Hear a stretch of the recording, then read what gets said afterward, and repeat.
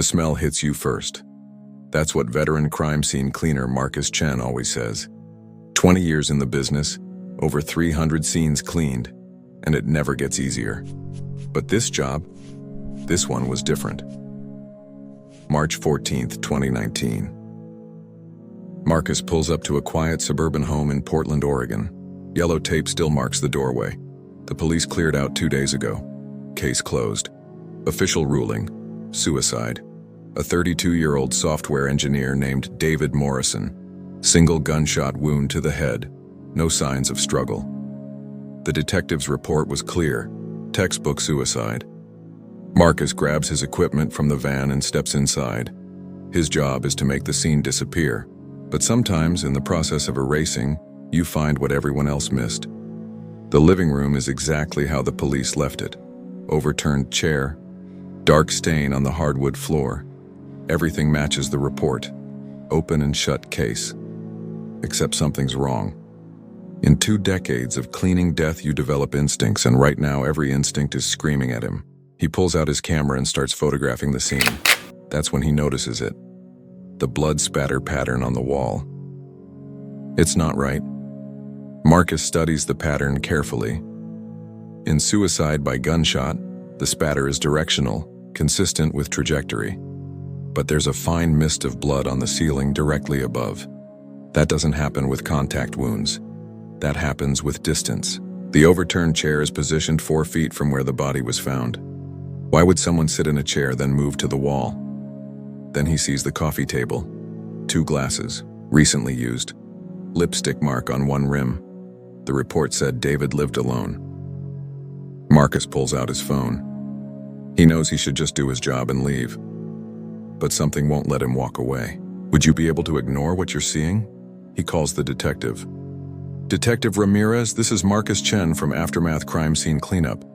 I think you need to see something.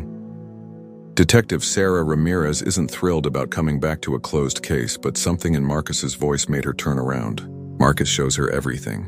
The spatter pattern, the chair with no blood underneath, the 2 glasses. Then they pull the bookshelf away from the wall. A bullet hole.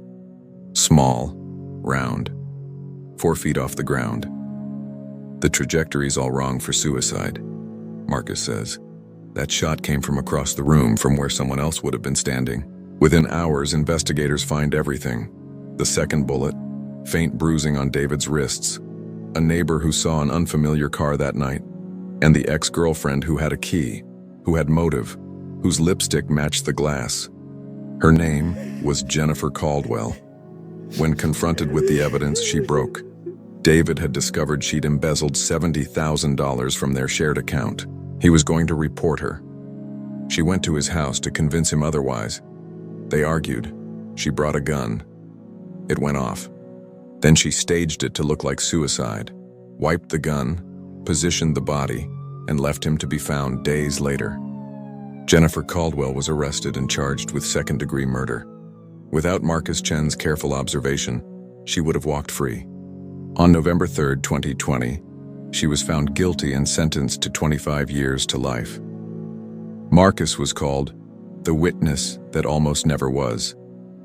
But he doesn't see himself as a hero. I just did what felt right, he said. Something was off. David Morrison's mother said it best. For 18 months we blamed ourselves. Marcus gave us the truth. He gave us our son back. We know now David fought to live. Someone took him from us. Here's what you need to remember. If something doesn't feel right, trust your instincts. If a death seems suspicious, ask questions. Never be afraid to speak up when something doesn't add up. David Morrison's justice came because one person refused to ignore what everyone else missed. Be that person. If this story affected you, subscribe to True Horror Files 24H and drop a comment telling us what case we should investigate next.